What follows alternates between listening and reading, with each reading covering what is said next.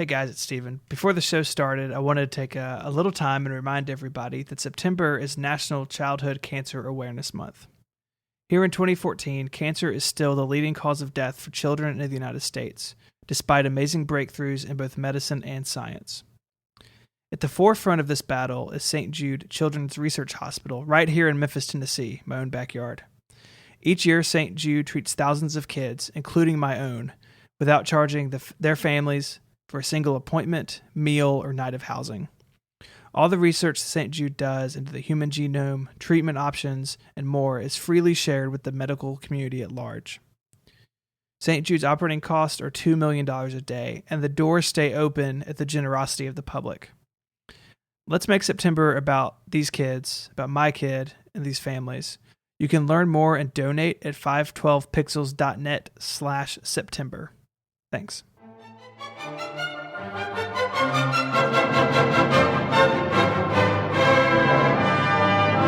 Hello and welcome to episode number 3 of Connected on Relay FM. Today is September 3rd, 2014. This episode of Connected is brought to you by Igloo, Iconic, and Squarespace, and we're going to tell you about those guys and gals a little bit later on in the show. My name is Myke Hurley. Today I am joined by Mr. Stephen Hackett. Hello, sir.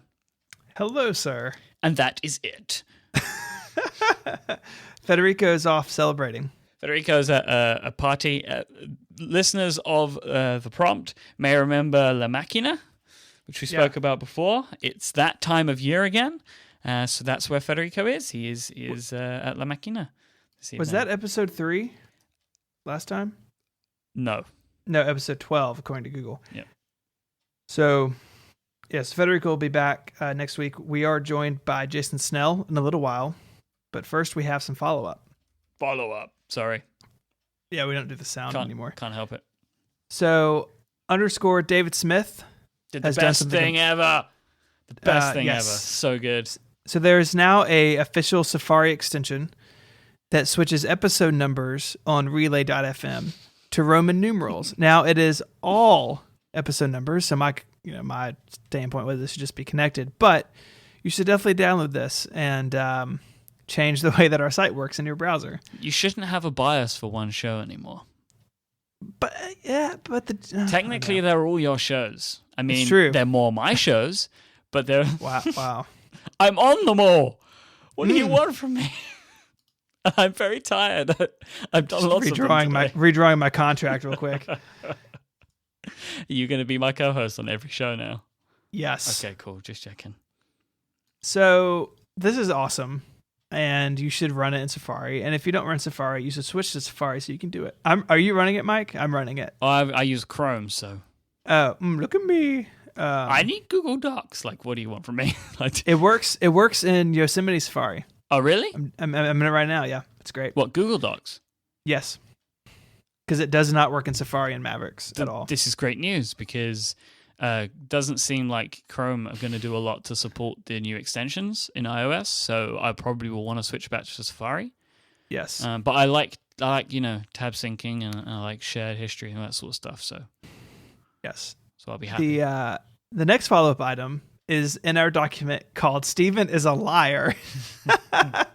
So Paul Lou on Twitter said, ISMH, you never said why you don't like MyFitnessPal, which is true. I think I said that I would say why I didn't like it, but then I didn't say why I didn't like it. And now I will say why I don't like it. I don't know. I assume Federico put that in there.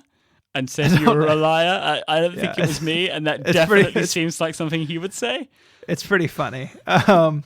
So MyFitnessPal it's a fine app. Like I don't want to disparage any developer, but it does some things that I don't really care for, especially like on the marketing side. Like they send a lot of emails, and they're really big into the social end of it, and like. I don't particularly care if Myke knows how much I weigh. Like I don't care for the social aspect of it. And so Lose It is a little more sort of solitary. And Lose It does do, I think, some social stuff on their website, but it's sort of a different thing. MyFitnessPal is great. It's extremely popular. It just I like the way that Lose It sort of works and looks for me. So not really anything like groundbreaking there, but it's kind of how it is. Just don't like how it looks. I understand. What's next in the follow-up, Stephen Hackett? Oh, yes. Next in the follow-up item is the iPod halo effect. And so we spoke, 2 weeks ago about the iPod? And we kind of passed over it about the iPod halo effect. And so we got a link from Becky Hansmeyer, who has this great blog post about her iPod collection and kind of how that sort of unfolded over her history. And the closing of this blog post really grabbed my attention. And it was, the iPod was more than a music player. It was my first real introduction into all things Apple. It was prompted my first white iBook by a black MacBook and then a MacBook Pro. And I think Becky's story is really common, that people bought an iPod and then ended up with a Mac. And we spoke a little bit about that even on the show with Federico and kind of his gateway into Apple. And I went the iPod route, iPod to iMac and then to the rest. I was Mac first, but of course you were. So I took up this article from Macworld from 2006, written by Jim Dalrymple, about how the iPod changed Apple's fortune. So in this article, Jim talks about the Mac business at the time that the iPod was introduced, and then in the fourth quarter of 2006, 746,000 Macs versus 1.6 million Macs. And it's, I think it's very clear. You look at those numbers and you look at stories like yours and Federico's and Becky's and lots of other people. The iPod really was a gateway drug to the sort of Apple ecosystem. And that's kind of what we mean by halo effect, that, you pick this one device and it radiates outward. And I think that that's definitely true of the iPod. I think it's true to maybe a lesser degree for the iPhone and iPad. And I don't know about you, Mike, but I think the stuff with iOS 8 and handoff and continuity and all that stuff, like that's even a bigger push into making iOS, kind of recapture some of that. Definitely. I mean, it was my story, that's how I got into all this stuff. Like the iPod wasn't just my kind of halo into Apple. It was my halo into technology, really, in general. Yeah. It was a big thing for me. Yeah. And, Apple's obviously a different company than they were in 2001, right? The Mac was, if the Mac is the underdog now, it definitely was in 2001. The iMac was just 2 years old at that point. And so it is a different world now, but I still think that Apple can benefit from that. Apple does best when the consumer is using kind of Apple end to end, right? And iCloud is that glue that holds these devices together. And so to look at the iPod or iPhone and say, like this is a great device and they work well together, but if you have a Mac, like they really work well together. Like it's a whole nother level of productivity and integration. That's not a bad thing for Apple at all. So we're about to take a break for our first sponsor of this week's episode, and when we come back, we're going to be joined by Mr. Jason Snell, so you can look forward to that. But first, let me tell you about our friends over at Igloo. We do love Igloo. Igloo have been with us since the start of the launch of this fine podcast network, of which Connected is a part of. So, Igloo is the internet that you will actually like, because it's built with you in mind. They have super easy to use apps like shared calendars, Twitter-like microblogs, file sharing, and oh so much more. And these all integrate into Igloo's fantastic intranet platform and are really simple to set up and configure to exactly how you need and want them to be. Everything that you're going to need with Igloo is built right in, and everything is social. This means that when you upload a file to your Igloo, maybe you write a blog post, or, I don't know, you upload a music track you've been working on over the weekend to share with some coworkers. Well, your team can share it around with each other. They can comment on it, rate it, like it. This is just like the social apps that you're used to using every single day. It's like bringing those sort of conventions, the stuff that you're used to talking with your friends, into your conversations with your coworkers too. It helps bridge that gap a little bit. With Igloo's latest release, you can also manage all of the tasks that are associated with your content, like, for example, updating the show notes for this week's episode. I can give Stephen the task of doing all the follow-up I can give Federico the task of taking the week off if he likes. And I can delegate actions after this week's show, maybe to do some editing or something like that to me if necessary.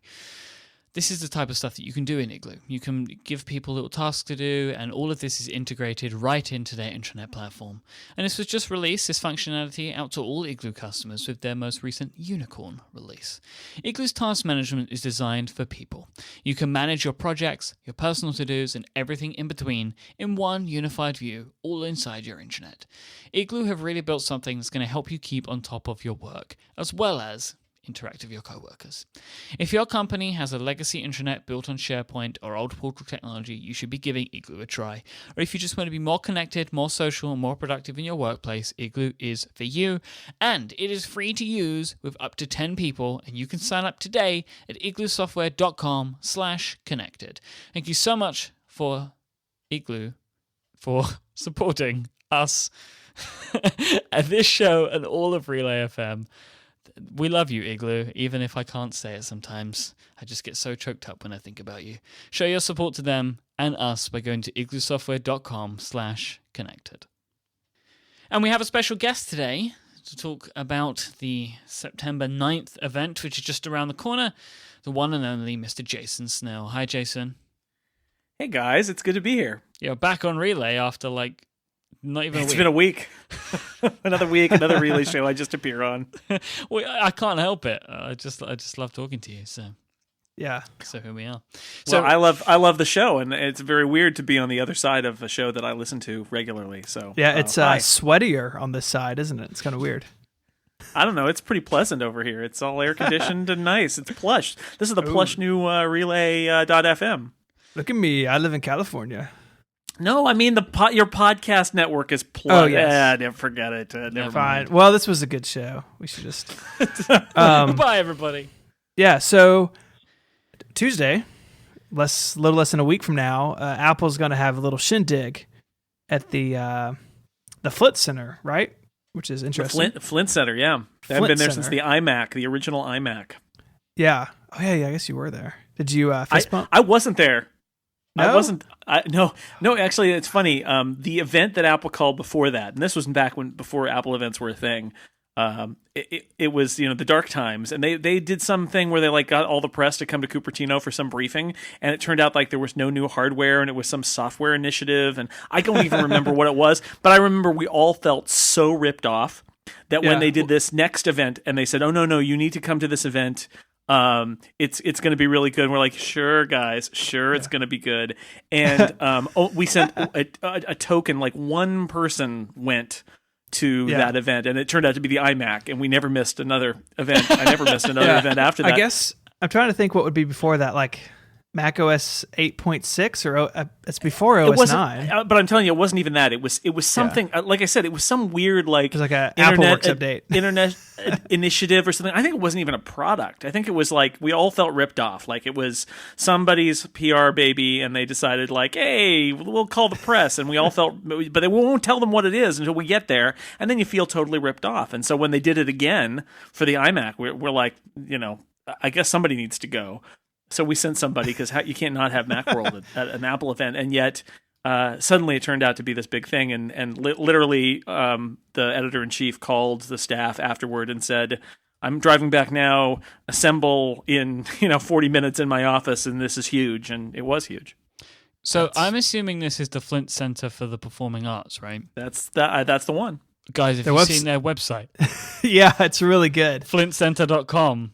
It's going to be in the show notes. It's a special website. I think it might have an image map, maybe some blink tags. Wow, look at this. It's pretty epic.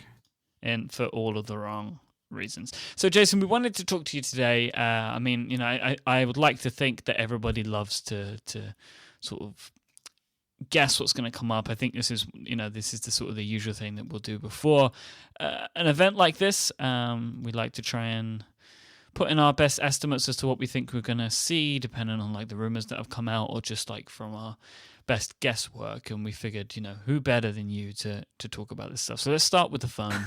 I may be a terrible guesser, though. That's the problem. Well, we're gonna rely on your experience on this one. All right. So let's start with the phone. So All right, I guess that there will be a phone. we're going to assume that. Now, what are we thinking about lineup here? So the standard rumor is we're going to see 2 new phones, like 2 new screen sizes, like what are we looking at? 4.5, 4.7, and like 5.5 is kind of the general sort of rumors given out at this point. Do you think that we're going to see this? If we do see 2 new phones, what happens to like the C line? Is that going to stick around, or will that be gone already? Oh wow! Like I said, I'm bad at predicting. The rumors seem too strong for there not to be 2 phones, right? Although I kind of have expected them to do a big phone last year, and it didn't happen. There were some minor buzzing about that. So I think 2 phones is a good rumor. The big question is, what happens? I presume they wouldn't just kill the existing product line and product size, and that there probably will still be a phone, that's a 5, let's say, of some kind, 5S, 5C, 5 something else, that they keep around at the lower end of the line. I would think so. I think there's just too much. I mean, this is part of their product strategy, is having these 1 and 2 year old models still available at lower prices. Because the naming is going to get potentially really clunky, right? We could end up with like a 5C, a 5CS, like a 6 Pro. Like the naming is just this thing that whenever we come into these sort of announcements, it's always such an interesting thing to think about, because there doesn't really, I mean, there are some sort of things that Apple do which you can kind of guess at with naming, but then every now and then they throw a spanner into the works, like when they call iPad, like the 5th iPad, just the iPad, and then everybody has to deal with that. Like, and I feel like we're the iPhone. If we're going to get 2 new iPhones and then potentially bump 2 older models down the chain again, so they've got the lower end as well, I think we're going to end up in some really interesting naming territory again. And Apple's not consistent with the names either, because I could see them sticking a letter on one of these models. I could also see them saying that they're both the iPhone 6 and you can choose your size. That's not a bad thought, actually. Right? They could do that. They could just say, look, this is the new iPhone 6 and it comes in this size, and then it'll also come in this size. Oh, and everybody is amazed by that. Or they could say it's the 6 and it's the 6L or something like that, because it's large. And I don't know, they're really inconsistent, because you've got the iPad where they tried to take the generation out of it and say it's just the new iPad, but it still is. You can count the generations. They have the iPad mini, but then with the iPhone, they've kept the numbering scheme. And then if you look at the Mac side, you've got the MacBook Air, and then there's an 11-inch MacBook Air and a 13-inch MacBook Air. So, and likewise with the iMac and the MacBook Pro. So, they're not consistent across these devices. And in the iPhone line, they've seemed to be perfectly happy to add capital letters on at the ends of numbers. So your guess is as good as mine here. Every time they complicate a product line like this, there's that question of like, how is Apple going to attempt to communicate the complexity of this product line? It's interesting. Well, it's interesting too. I mean, if you look at the iPad line, having 2 devices now that are identical except screen size, and they do have different names. But on the computer end of things, a MacBook Air, like they don't, in marketing at least, say MacBook Air parenthetical 11.6 inch. Now that's in the technical documentation for those of us who are K-base lovers. Sure, but K-base. I love the K-base. Mid 2011. Yeah, you should upgrade. That's getting old. So yeah, it is interesting. Oh, I've upgraded. I've upgraded. Now I'm mid 2013. I've moved to the middle of last year from the middle of many years ago. So if you were on a Mac Mini, it doesn't really matter at all. So it is. Last year's model is 2011 model, and the 2009 model. All of the Mac Mini fans are just weeping silently. I'm waiting to buy. I want to buy a new Mac Mini, and I just can't bear to buy the one that they've got now, because it is not new. It is very old. Yeah. Well, we live stream on a Mac Mini, and I bought a used one off somebody because I was like, "What's the point? Like, it doesn't. It doesn't matter." Yep. So the naming is interesting.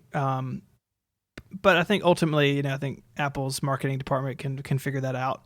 I really like what they do now with, like, I just rewatched the Yosemite part of the keynote from WWDC, and they're like, Craig Federighi's like, oh, like OS 10 weed and like OS 10 all these crazy California names. So I think they've got the names under control.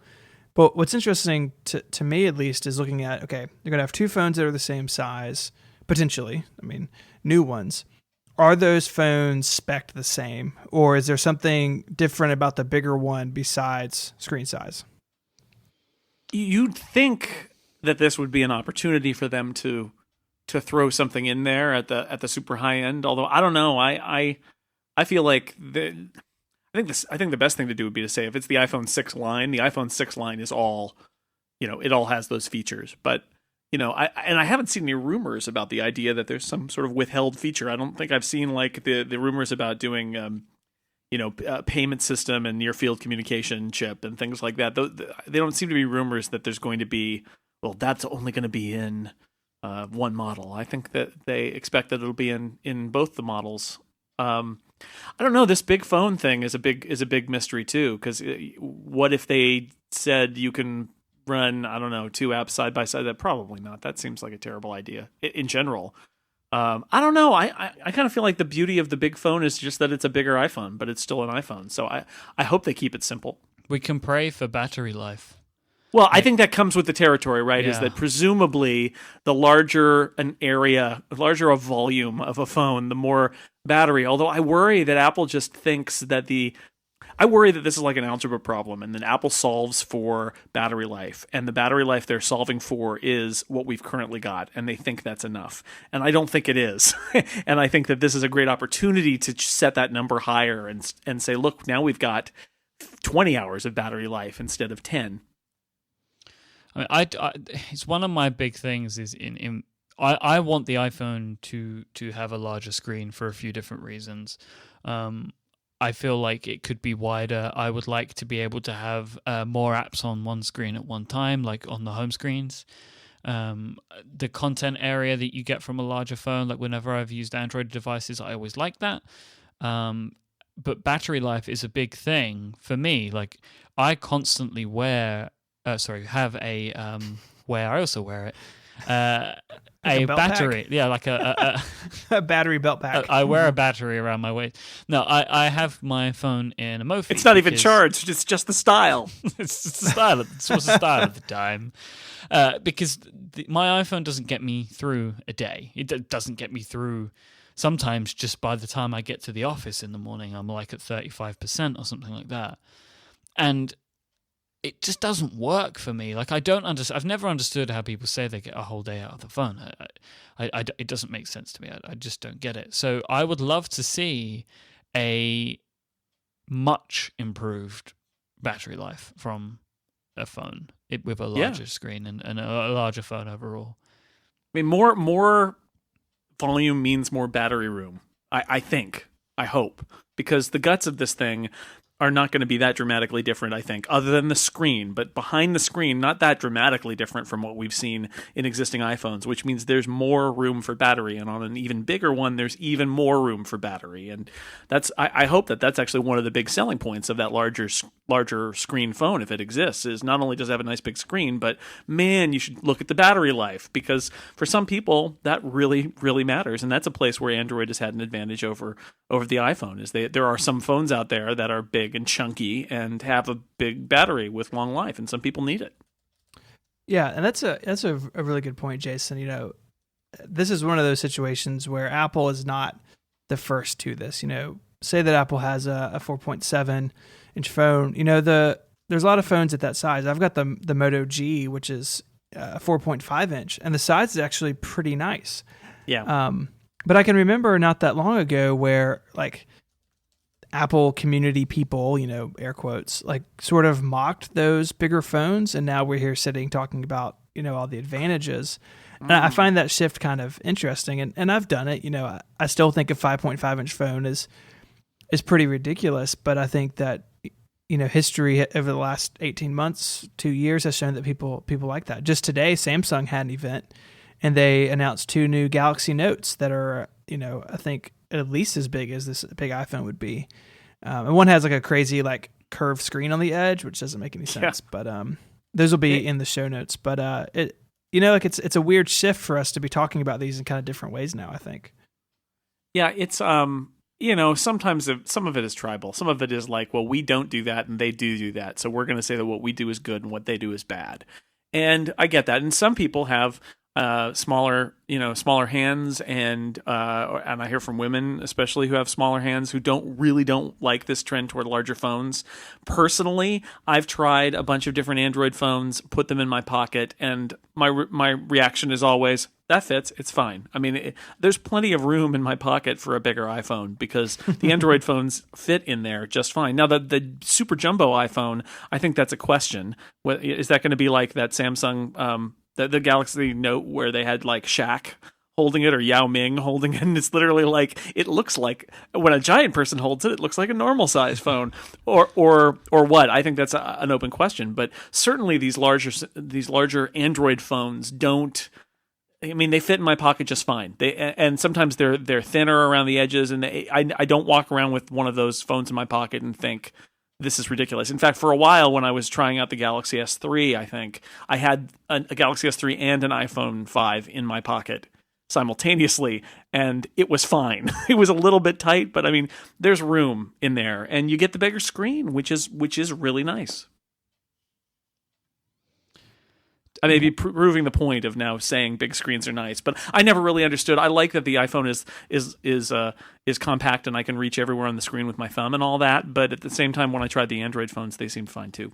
Sometimes it's hard to know until you can experience these things. And I mean, I wasn't sure I ever wanted larger than like the 3.5 inch screen until I played around with some Android devices and realized that like 4 point something was great. Like I say that about 4.5 to 4.7 feels like a sweet spot for me. Yeah. The larger screen, like the even larger screen, I'm interested. I don't know if I want it, but I'm interested to see what Apple try and bring to that if they go that route. Like if they go Galaxy Note route, where do they go? Because the Galaxy Note makes sense because it has the stylus, right? So you can kind of, I feel like in a way you can see it is the size of like a notepad. So why not give it a little pen and people can take notes on it? So I wonder what Apple will say is their reason. Like, what is the reason for going that large if they do? Like, because I think it's difficult to try and understand it, especially if they don't start doing extra software features in iOS, which I highly doubt. Like being able to have more things on screen at a time, however that might be. More than just what developers do. Like what will Apple do themselves to try and justify why over 5-inch device makes sense when they then have like iPads, which it's bumping up towards at that point. Although I like the idea of, I don't think it's a mainstream product. I think it is an edge case product. I think that's why Apple hasn't introduced one yet. Even if they do now, it will be very late in the game. I look at the Note. I talk to people who have things like the Note, and usually what they say is they like the fact that they have one device instead of having a tablet and a smartphone. They just have this thing that's like a small tablet. And yes, it's also got a phone feature in it, but that's kind of not the point. And the point is that they've got cellular data and that they can take this one device around with them. And I suspect those devices actually appeal more to women in the sense that they're much more baggable than they are pocketable. Sure.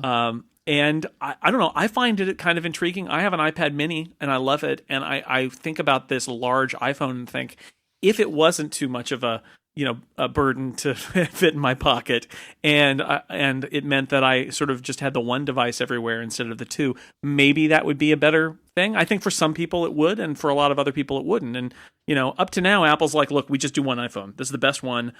We do this. This is the best fit for us. And now we may be seeing them saying, well, different strokes for different folks, and the big phone is never going to be everything.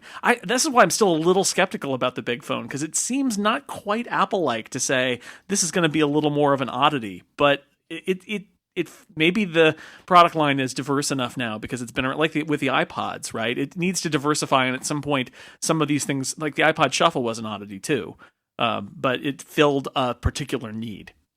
The interesting thing that you mention about like the one device, right?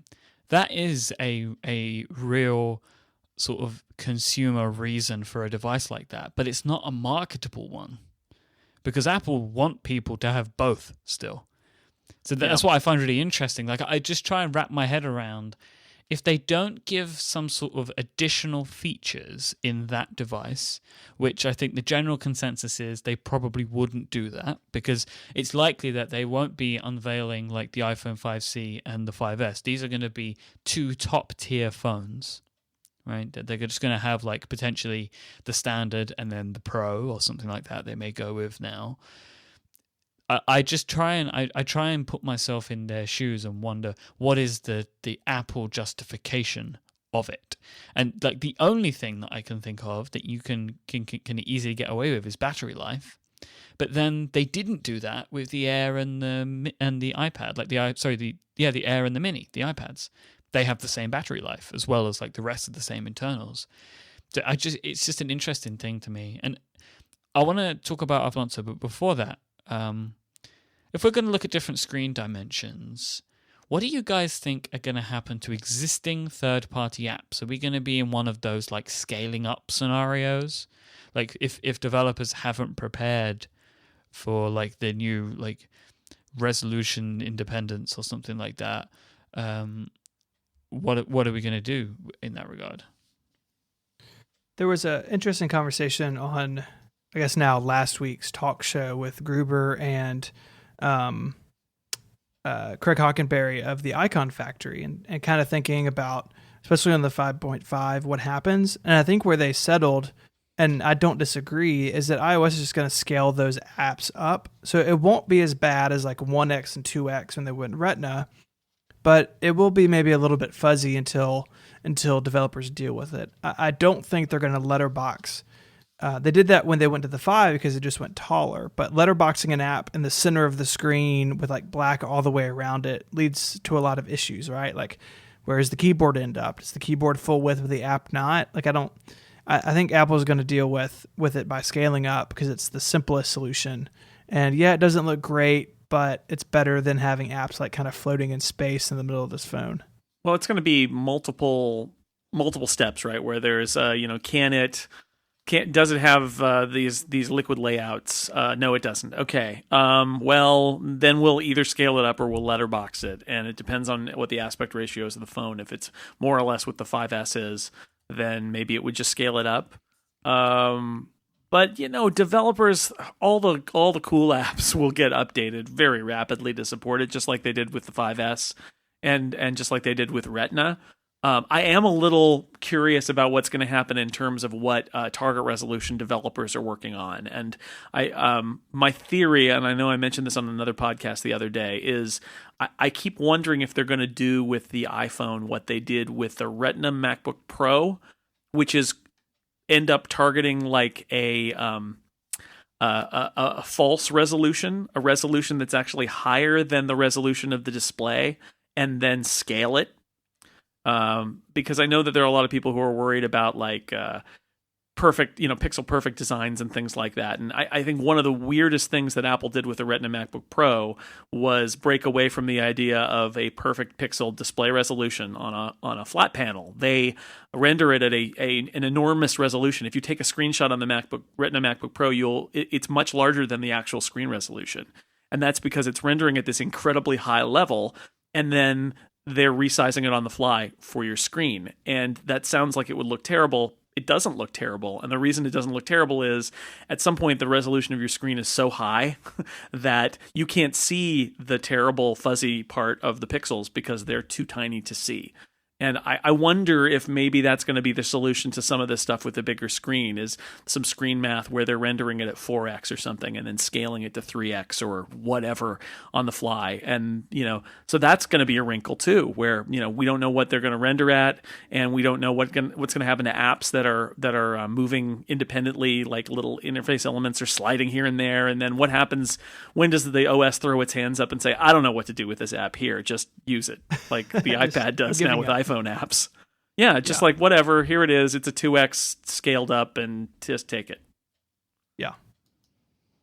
So let me talk about our next sponsor for this episode of Connected, and we have a new sponsor today, and that is a lovely book called Iconic. Now, let me tell you about Iconic. It's a photographic tribute to Apple and design. Iconic is a coffee table book that tells the story of Apple's most beautiful desktops, portables, peripherals, prototypes, iPods, iOS devices, and packaging. It's got the whole lot, all with the use of stunning and unique photography. The project began in 2009 when author Jonathan Zufi decided he wanted to start to photograph and catalog his incredible and huge collection of Apple products. Over 4 years, the team working on Iconic took over 150,000 photos, choosing the very best examples to put into this fantastic 350-page book. To go along with the images, there are a collection of essays from contributors such as Ken Siegel, Lauren Brichter, and Daniel Kotke, as well as forewords from Jim Dalrymple and Steve Wozniak. Now, we want to take a quick moment to talk about a product that we found in Iconic that really means something to us. And when I was flicking through the book, something that I loved very much to see was one of the main images of the iPod mini in the book is a pink one, which made me very happy. To see. It was basically the image. It's kind of across a 2-page spread, and it has a quote from MG Siegler about all of the little things that Apple does, and it's got the iPod Mini, a beautiful pink iPod Mini, being opened in the box as it sits in the box that you would take it out of. And I remember like the unboxing experience of that iPod Mini. It was the first Apple product that I had the pleasure of opening in that way. So it was Apple were the pioneers of that sort of unboxing, and opening a product like that was fantastic. So seeing it in the book like that was so awesome. And one of the other images that I love, I love all of the iPod images in here because of the colors of them. So like it shows all of the like the nanochromatic, the colored nanos. It's got them all side by side. And I like they have all of the square iPod nanos as well, with all of the different watch faces on, like a tile pattern. Like the imagery in this book is just so beautiful. Stephen, I'm sure that you love looking at all of the old Macs as well that are in here. Yeah, I love there's a page that has all of the old Apple disk drives. So Apple had a bunch of different, 5.5 and then 3.5, and it's double stacked and single stacked, and one with release doors and whatnot. They changed it a bunch, and there's a page with all those in a grid. And for me, at least, as like an old Apple hardware, or really a hoarder, like I have a ton of this stuff at home. It really was like awesome to see all that all in one place. There is just so much stuff to look at in here as an Apple nerd and just marvel at. If you're a guy like Steven, you like looking at disk drives, this book is for you. Iconic has been fully self-published and is printed on beautiful and really thick and great paper stock. When the book actually arrived, I didn't think it could be the book because it was so heavy.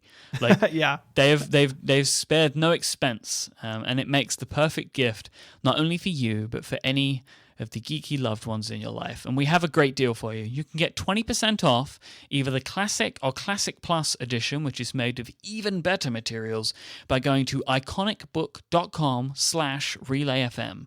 Thank you so much to Iconic for their support of Connected and all of Relay FM. So go to iconicbook.com/relayfm, and you'll also see some examples of some of the fantastic imagery that they've got on the site there too. Thank you. Awesome. So, wearables, do we want to talk about that? Sure. Seems like a thing. Right? How do they work? How do they work? So, what are we thinking? Are we going to see another product, a wearable product tomorrow? I mean, the general consensus being, right, iOS 8 and health, and you would assume that a product like this would interface with the iPhone in a key way. Maybe it has health. There's also like rumors about payments, and that would most likely go with it too. There's all this like stuff of handoff and identity and how that's all changing between devices. If Apple are going to do something wearable, would they be looking to unveil it at the same time as they unveil the iPhone? Well, here's a funny thing. We a lot of us in the people who are watching and writing and talking about technology world get really excited about wearables and think, oh, this is going to be a whole new category of products, and isn't it exciting? And you lose sight of the fact that most of these wearable devices at their core are accessories, right? They're accessories for device that you've always got with you, which is your smartphone. In almost all cases, that's the case. They're accessories. And if that's really true, that a wearable device from Apple really is best when used with an iPhone, and it's part of the iPhone ecosystem, and it makes the iPhone better, and iPhone users are the ones who are going to want to buy it, which I think is... obviously, any wearable that Apple makes is going to work with just Apple's stuff. I think that's pretty clear, and that's fine. What better place to introduce that product than alongside the iPhone for two reasons. One is it's in the ecosystem. It fits with the iPhone. So, and presumably with iOS 8. And so that's the best time you could introduce it because they're attached, they're joined at the hip. And then the other thing is that this is the big one for Apple. The iPhone launch gets more attention than any other launch they do all year long. And I can tell you that just from personal experience looking at traffic on the web.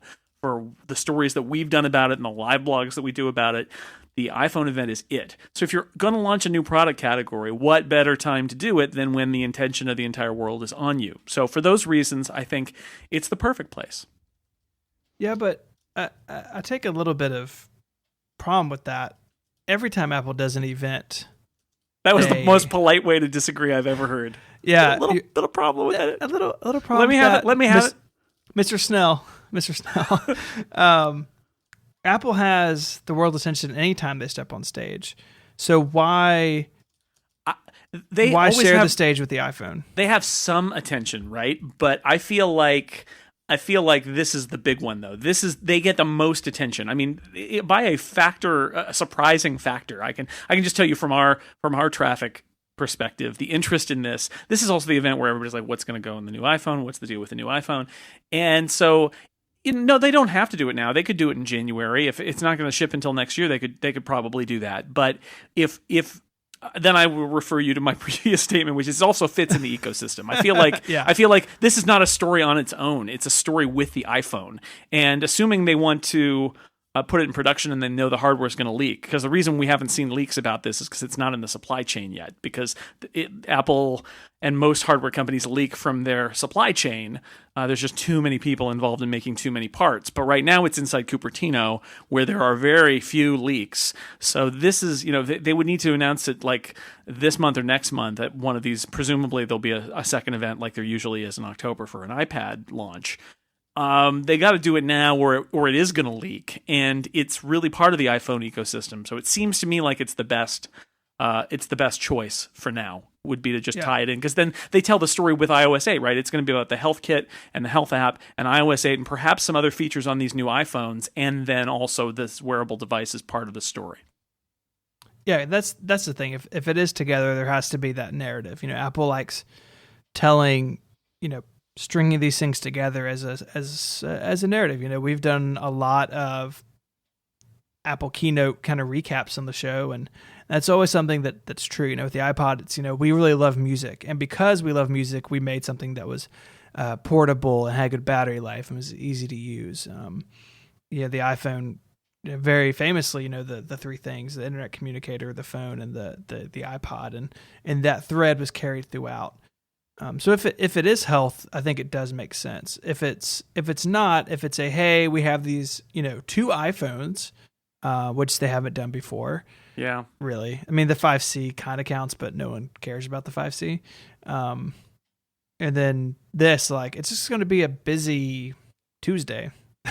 it could be. Yeah, it does feel overstuffed. I don't know. I maybe think that they want to do it this way too, because this is a product we expect to be blown away and have this be the end of the world, the greatest product ever, right? And instead, I think it's perhaps best judged in the context of being an iPhone accessory, and I think it actually takes some of the anticipation and the high expectations out of the product a little bit. If you say, hey, this works with the iPhone and here it is, instead of saying we are going to create this brand new amazing event for this brand new amazing product. Does that make sense? I mean, I think a lot of times Apple's products suffer from, and their events suffer from, these ridiculous expectations that can never be met. And this might be a way to slide this product out there without it having to face quite as much scrutiny as it would on its own, especially since it really does need to, presumably, to work with the iPhone. How much money could you charge for an iPhone accessory, irrespective of what it could and couldn't do? Like, let's assume it does everything we expect. So we'll talk about payments in a minute, but let's say it does something like that. Let's say it does health tracking. Let's say it gives you notifications, and let's say it does one other thing that nobody could conceive, right? Because that's what people say, oh, we can't imagine what Apple would do. Yeah. So let's say people, it does all of you those mean things. Federico. Yeah, Federico. Let's say it does, and then it does this magical thing that Google could never do, right? How much money could you charge for this? Could you charge $300? Could you charge $400? Bearing in mind the phone costs $600. Yeah, but your cell phone provider isn't going to, presumably, isn't going to rebate your wearable purchase. Exactly. I feel like this is a. I feel like this $400 or $450 rumor is like the $1,000 iPad rumor. I feel like it's a fake that's actually put out by Apple to lower. Yep. To raise unreasonable expectations so that they can undercut it. And they do that. I mean, Apple has been known to leak information in order to try to control the enthusiasm, because they know that things can get kind of run away with enthusiasm. And it wouldn't surprise me if they also did something like this. That's literally, this way people will be surprised when they find the price out. I think this is the kind of thing that you have to do for like $250. So I expect Apple to do it for $300. And I'm not trying to be silly, but that tends to be, it's always like everybody else does it at this amount, so they do it a little bit more. A little bit more, yeah. Like when we were looking at the iPods a couple of weeks ago, right? It was like, well, it does like 90% more, and we only charge you $50 more. It's. I feel like it will be one of those scenarios. And it was the same with the 5C, right? Everyone expected it to be super cheap, and it was just a bit cheaper. Yeah, I mean, the whole 5C thing is a whole interesting case study, and like sort of the rumor mill kind of spiraling in on itself. But I do think it's got to be something that can live on its own to a degree. It can't be completely crippled unless the iPhone is present, if it's going to be, several $100s.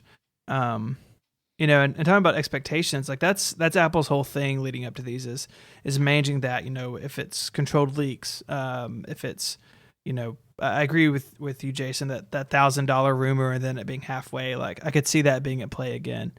Now it's not helping is that they built a giant like white building attached to the Flint Center. So like, I don't know what's going on in there. I hope it's not that silly WWDC thing from last year of the guys with the robot race cars. Like, I hope they haven't built bigger ones and that's what's in there. Real cars. Real cars. So, if it's something health related, maybe there's some activities going on out there. You can see Phil Schiller swim laps. Jason, you'll get to be on a treadmill. Yay!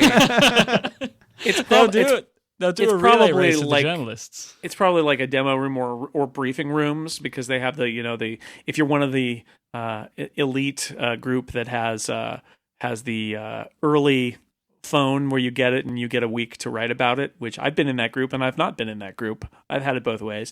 If you're in that group, they need a place to take you like secretly and give you a phone and let you talk to executives, and that might be it. I don't know enough about the Flint Center to know if they needed to add on a hands-on area somewhere, or if there's some place in the Flint Center that's going to be good enough, because they usually have an area afterward with 20 of every product that they announced, all on a table being watched over. Each one is being watched by at least one and sometimes two Apple employees, and then the press comes and paws all over them. So that could be it too. I mean, this is a weird thing logistically. We haven't seen them do this. Most of their events are either in town hall on the Apple campus, or Yerba Buena or Moscone West in their keynote configuration, or there've been a couple at the California Theater in San Jose. This is none of those, so I don't know. It's been ages, so I suspect it's one of those though, that either it's a hands-on area or they wanted their private, secret, double secret briefing area for Walt Mossberg. It's just for Walt Mossberg and John Gruber, the only ones allowed in it. Yeah, those big red chairs, take up a lot of space. Oh yeah, that's good. They could be doing their own little All Things D up there with just Walt and Kara and Tim Cook. So the to kind of back up a second, the rumors of mobile payment, like this is the rumor that never dies, right? Like I think it started with like maybe the iPhone like 4 or 4S that NFC was going to be in it. NFC is bigger overseas than it is here in the States. Like Mike, every time you're here, you're like mesmerized that we have to like physically swipe our debit cards for them to work. And that you use checks. You still use checks. Like it's true. Like I it's ordered the checks 80s. for our business this week because we're in America and we do things silly ways. I don't know if the world is ready for this in a sort of big scale. I mean, by world, I really mean America. America, yeah, because the rest of the world is doing it. Yeah. A little by the world, I mean America. Yeah. High five. Woo! Ooh, We got two against patriotism. one, Mike. It's 2 against 1. That's right. Do I have to go on that monologue again why I say why this is relevant? Consider No. consider that Italy gets no representation this week, and Yeah. just be lucky that you're even here and allowed to be on our podcast with us. Yeah. So, In the free world, right? That's right. Yeah, Number Jason, one. yeah. Good grief. I'm Jason, from do you think- California. We're going to secede anyway. So anyway, go ahead. Yeah. So do you think this is the year that this finally comes true? What was the question? No, sorry, I was too busy with I'm folding up my American flag now. So Is this the year that NFC finally comes to? Oh Apple yeah, products? payment. Boy, the U.S. is so messed up in terms of payments. Chip and pin is coming too. So I actually do think that we are. When you look at things like the Target data breach, and the fact that got Visa and MasterCard to finally agree to do chip and pin, and just like everybody finally caved. All of the credit card companies realized they were refunding way too much money in fraud transactions, and it wasn't worth it anymore. And so I actually think this is a really fluid time for payment systems in the United States. So I think it's a great time. I actually think this is one of those cases like Apple does so often where everybody wants Apple to jump into something really fast, and Apple just kind of sits back and watches things play out for a while. They did this with like Bluetooth was an example from back in the day where everybody wanted Bluetooth on Macs right away, and they're like, yeah, we'll see. And like 2 years passed, and then they finally kind of came in after it had settled down. And I feel like with Google and Android devices with NFC hanging around, and now with this move toward chip and pin in the US, like it seems to me like maybe Apple has just waited long enough that they can come in now and add their clout. It's already moving in that direction, and that maybe that'll be that people will be ready now, because there was a shift. The fact that the US was ever going to go to chip and pin, I thought that's like going to the metric system. I thought it would just literally never happen in the US. And finally things got so bad, and consumers were being ripped off so much, and the credit card companies were eating so much in refunds that this has finally changed. So I think it might not work, but I think it's as good a time as any for anybody to try, because it seems like things are finally changing. My concern is that Apple are going to do the Apple thing and not want to do NFC, but do their own system. Because even with Apple, it's unlikely that will get adopted. They kind of have to move to NFC for this, because that's what currently exists in Europe. Yeah. And it's what will move for you guys as well. Like currently now we have a system, a relatively new system in the UK called contactless, where debit cards have an NFC chip in them. So for any amount under £20, I just tap my debit card on a reader which is attached to the chip and pin machine. They're like one and the same. And I don't even need to put my PIN number in. It just debits my account, and that's it. So like for small transactions, no, don't need cash. Now just go beep, and that's it. And I've paid for something. So that's what needs to be integrated into phones. And I mean, I know for a fact that there are movements from the card processing companies here that in some instances, if like a supplementary app is used, like a banking application, for example, you could pay for amounts up to hundreds of pounds because you can press it. The phone recognizes the banking app is there. The banking app pops up, asks you to put in a 4-digit PIN number, and it will debit. So there is a potential future where we could pay for everything with these devices, and it could be even more so if it was attached to your wrist, because you don't need to get your phone out your pocket. You just put your wrist, wave your wrist over the cash register, and you've just paid for your bagel. I'm imagining too using like Touch ID to authorize a payment. That would be pretty cool. There is where that makes a lot of sense. There is still financial institutions still get wary of this because it's not their system that is doing the authorization. So even though in theory a fingerprint is more secure than a 4 or 6 digit PIN number, that some more entrenched financial institutions are less likely to want to support Touch ID because it's Apple's thing, not their thing, and they have no way of like doing the verification themselves. They just have to trust that Apple say it's that person, which, you know, that's not necessarily when it's coming down to they could end up losing their money in this to financial institutions. They're less likely to want to support that. Can you imagine where this information is coming from? Right. And Dr. Drake makes a good point in the chat of, you know, Apple doesn't have the smartphone momentum in the market that they did, say, in 2008 or 2009, where Android is the market leader in a lot of metrics. And so even if Apple said, hey, you know what, we're going to do this thing, they don't hold the market share. They don't hold the majority of that in such a way that they can force the hand and kind of force the issue. And so, like, if Apple does their own thing, and even if some banks are like, you know what, so like, you know, my small credit union, like a local bank would never do this. Like, they barely have online banking and it's terrible. They would never do this. I would need to go to a bigger institution, even if they did support it. So I don't know. It's one of those things where I think Mike, I think you're absolutely right. I think Apple's got to kind of play into the already established system, and I don't think that's the end of the world. I don't think that means that it's that this is dead on arrival. No, it's the right thing to do. And As Apple I will recall, still get their amount of money. They'll still get their processing fee from, you know, their little slice of that from the card companies. As I recall, Apple, there were reports that Apple did try to build their own their own payment system, and they ran into a lot of trouble. And I think this is something that we, I think Dr. Drang is right in saying that if Apple could have done this, you know, a few years ago was when they could have tried it. I'm not sure it would have worked because the financial services market is really huge and slow to move. And that's why I mentioned how, like, the move to chip and pin and the target data breach and a bunch of things like that. This is a good time because things are moving now. Things are fluid. And I don't think the financial services sector was going to do an Apple only thing ever.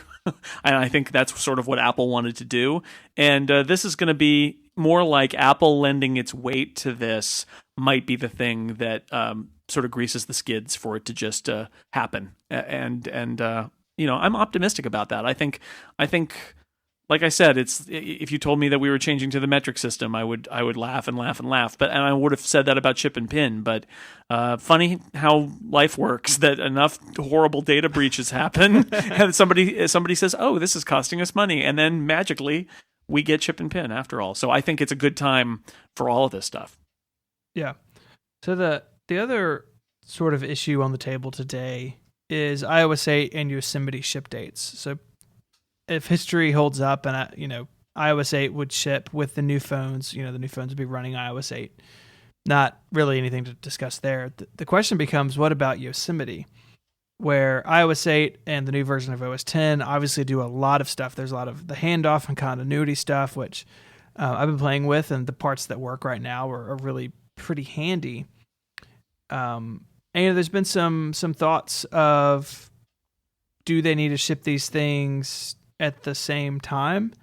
And I, for one, don't think that they do. I think that iOS 8 can stand on its own, and then when OS 10 is ready, probably in October, then they, maybe they release OS 10 and the new iPads together, which I think is what they did last year, or pretty close.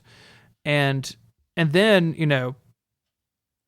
with the iPads, you can talk about handoff and all this great stuff, and then your iPhone kind of automatically just does it with the Mac after Yosemite's out. Like, they don't, I for one don't think that they have to ship together. I think saying that they do is a little short-sighted.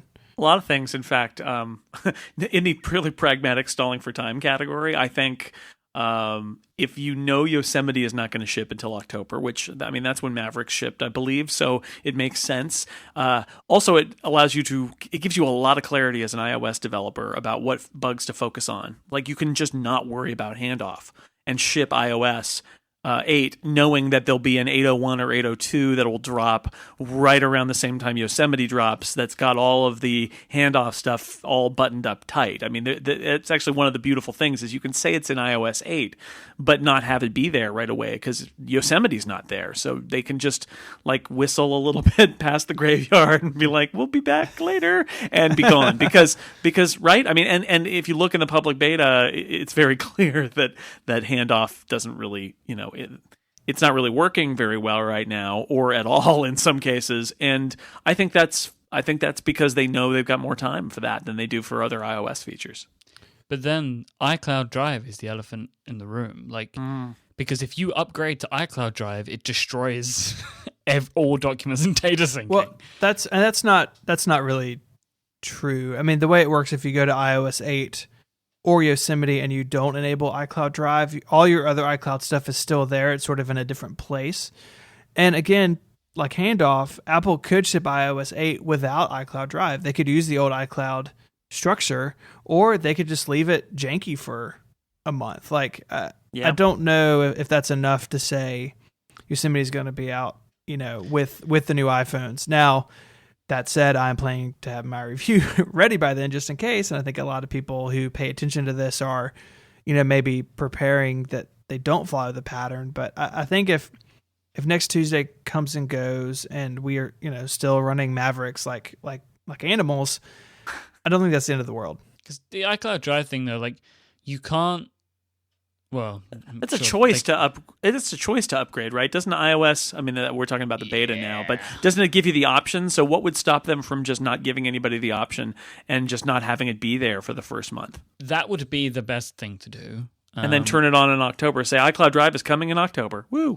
Yeah, that's the way to do it. If they're happy, with the fact that they've promoted it, right? So, but it's as long as they're happy to then just throw a little sticker up, say it's coming in October now, because you could do it between the iPhone and the iPad, then you'll be fine, and it will be lovely. Because at the moment, if you enable it, things like for example, Clear will not sync for me anymore because I dared to sign in on an iPod Touch and wasn't paying attention. Because that's the problem. I wasn't paying attention. Nobody else really pays attention. And you just, during that setup process, just go, yes. And then, And when I say nobody else, of course, I don't mean you two because you're smarter. I mean everybody else, like regular people like me, who don't pay attention to what they're signing up to. And then just go through and just say yes to everything. And then all of their iCloud apps don't sync anymore. So I want to fix that. Anyway, on that great note, Mr. Jason Snell, are you going to be at the event? I will be there. I got invited. It was very, very kind of Apple. I think there are 4 people from Macworld who are going to be there, which is a record for us in recent years. So yeah, I'll be there. I look forward to seeing pictures of you on treadmills and exercise bikes and stuff like that, trying out the health devices. And then round they'll probably have like a fake supermarket in there as well, so you can try out the payment stuff. So enjoy all of that. Those will be really, really beautiful photos too. It'll be like when they unveiled the iPod Hi-Fi, which is also in the iconic book, by the way, which made me smile. And they set up the house. It's going to be like that. Yeah. They also released, if memory serves me correctly, leather iPod cases at that event that sold for $100 and had the embossed Apple logo on the back. Yeah, I don't know if it was $100, but they were laughable. It was expensive. I think they were $50 cases. Maybe that was it. $60 cases, and that was not good. That event was I don't know. I felt like that was Steve Jobs had a really bad attitude that week and just decreed that this is what they were going to do. and actually, Apple's product discipline is so great. And even though Steve Jobs always had the attitude that everybody who was a third party was stealing money from his good work and Apple's good work, and that Apple needed to find ways to take the money off the table, and that was absolutely his attitude, you rarely saw it as brazenly as with the iPod Hi-Fi, which was literally wow, Bose is selling a lot of sound docks. let's take that action from them. And Yeah. it failed, which is the beauty of it. I actually use an iPod Hi-Fi as my external Mac speakers at home to this day because it's got an aux port, so it's still actually functional. But man, that was the whole reason that product existed, is just because they were really bent out of shape. And I really believe it was Steve Jobs was mad that Bose was making so much money off of the greatness of the iPhone, and so they made their own thing. So big.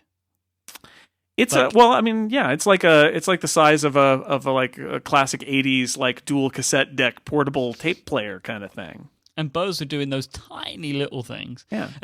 But it was fine because Steve replaced his high-end audio equipment anyway, so we know it's good. It sounded good. It sounds good. I listen to it almost every day still, and it sounds perfectly fine. It was just overpriced and kind of pointless. And then sadly, also it all the iPod charging in it, even though it had a little swappable like place where you could put in different dock connectors and things like that, it was using the original FireWire charging, which meant like a year later when they changed to USB charging, where the pins were different.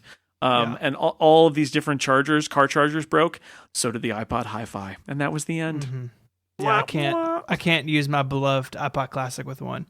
Nope. I will say though, I do keep my iPod Classic in a green iPod sock. So hey, good for you. I know, right? I'm sorry. I have an iPod Classic. I'm in the club for the iPod Classic too. I have one in my car. Does the iPod Classic have the 30 pin? Yes. Yeah. So I have both style cables in my car. Oh, Stephen. Mr. Jason Snell, thank you so much for joining us. Where can people find you on the internet, sir? You can find me on Twitter at jsnell. You can find much of my writing on Macworld, and you can find many of my fine artisanal handcrafted podcasts at theincomparable.com. Thank you for And you can find me listening to this show every week on my iPhone in my car. So Power look for me there. Around Cupertino. Power sliding while listening to your show. Yes. Thank you, Jason. Thank you. Arrivederci.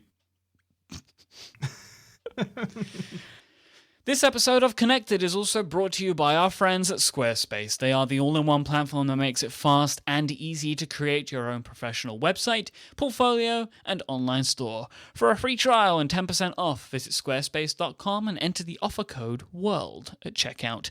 A better web starts with your website. Squarespace have their beautiful, award-winning templates that you can choose from. But custom CSS can be applied to any template design through their built-in custom CSS editor, which also provides image and font file storage for CSS assets. So basically, you can take as much of their beautiful templates as you like, but you can also get under the hood and tinker around, and that's exactly what Stephen does with 512 pixels. Squarespace also feature Typekit and Google Fonts right out of the box, allowing you to select a truly beautiful typeface for your website or blog and give it that bit of personality. They also do some really amazing stuff with images too that I don't hear people talk about enough. They have a really powerful editor built right in, powered by Aviary, which allows you to simply and easily edit photos. They have progressive image loading built right in, which ensures the images at the top of your pages load faster for your visitors than the ones at the bottom, making sure that your site seems even more snappy. They also store multiple sizes of your images, ensuring that the correct version is then loaded dependent on screen size and resolutions. All of Squarespace's sites are built with responsive web design, so they make sure they take notice of that with their images as well, so they don't serve images that are too big. They also make third-party services like Typekit, Google Analytics, and Disqus really easy. All you have to do is provide your user ID, and Squarespace takes care of the rest. If you want to dig into the code, you can do that. You can easily inject custom code into your site's header or footer on a per-page basis and get under the hood. 301 and 302 redirects are also built right in and easily supported. I like to get into the real technical stuff when I talk about Squarespace on this show.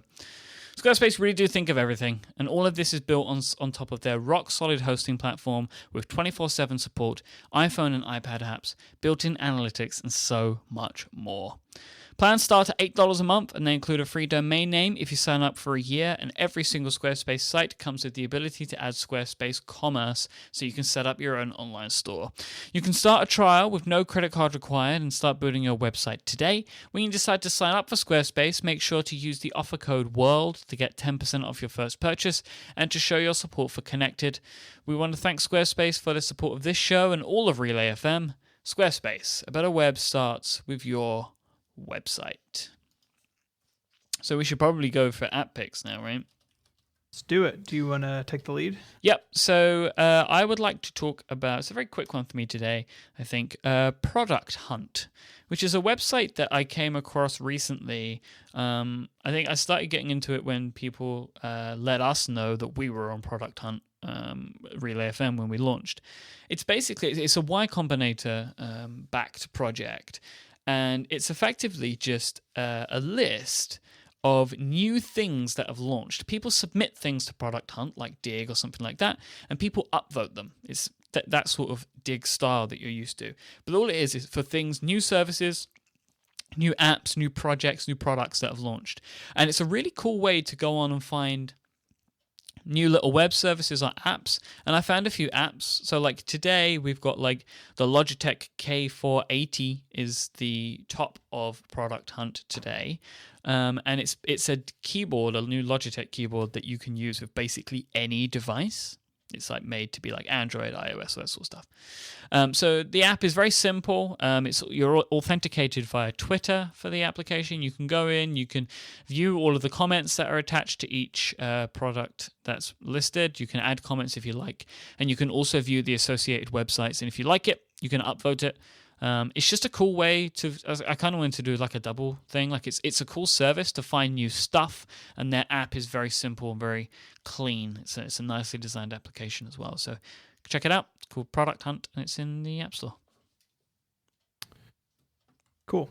My pick is an app by Jared Sinclair of Unread and Whisper and Repost. A new app called Time Zones. It's an iPhone app, and it does basically what you think it would. It is a time zone and world clock application, and it does a couple things really well.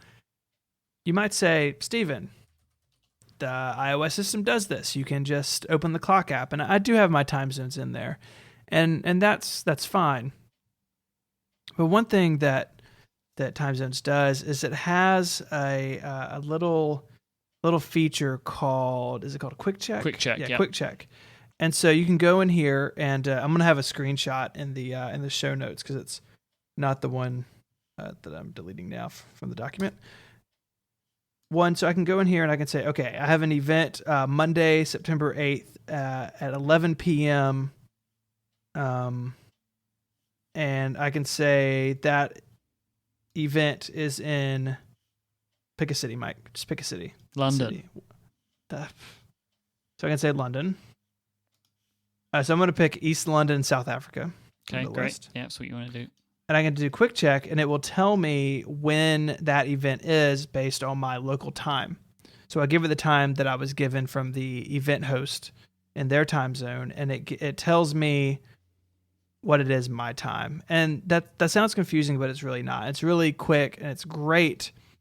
If you're listening to a live podcast, or want to catch something on TV, or if someone says, "Hey, we're gonna have a phone call," to go in there and just very quickly know when it is in your time zone, instead of doing what I used to do, which would be like, for Mike, you and I are 6 hours apart. Federico and I are 7 hours apart.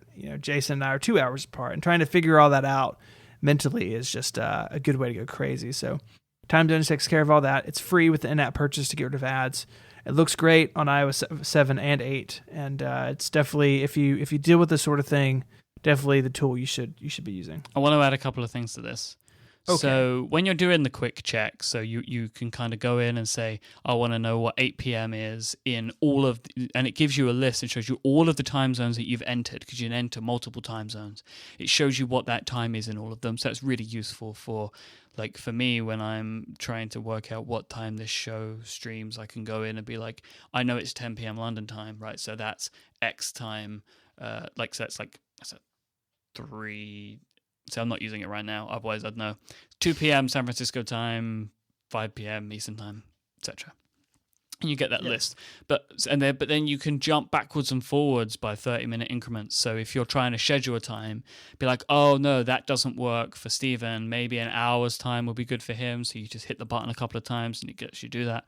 You can also rename time zones. So I have time zones by city, but also by people as well. So I can't necessarily remember what time zone such and such person's in. I don't remember that they live in this city, but I can just put their name in. And also, one of the reasons I love this app is I helped Jared with some of the thinking behind it. So the idea for this application came in a conversation that me and him had after he was on Command Space. I was talking to him. We were just talking, and I was talking to him about the fact that there are no good time zone apps.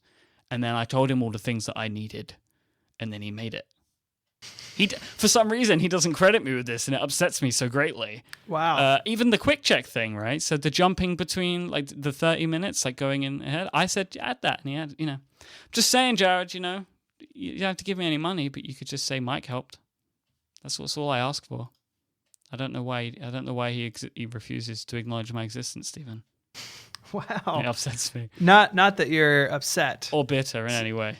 Yeah, so you can find Product Hunt online. You can find time zones in the iOS App Store. All of those are available at our show notes, which are on the internet somewhere. I'm not really that bitter, by the way. I just want to make that clear. Relay.fm/connected/3. Something like that. Something like that. So we come to the end of this week's episode. Thank you so much for listening. Thank you to Jason again for joining us. We've got a very special episode next week because it's the first Apple event that we'll be covering on Connected. So you will want to tune in for that. We broadcast this show live on the internet. We broadcast at 10 p.m. London time, 2 p.m. San Francisco time, so Pacific time, and 5 p.m. Eastern time. So you want to definitely tune in. It's going to be a fun show next week for sure. If you want to catch the show notes, as Stephen mentioned, relay.fm/connected/3. We are _connectedfm on Twitter. I am at iMyke, IMYKE, and Stephen is at ISMH. Stephen also writes over at 512pixels.net. We'll be back next week. Until then, bye-bye. Adios.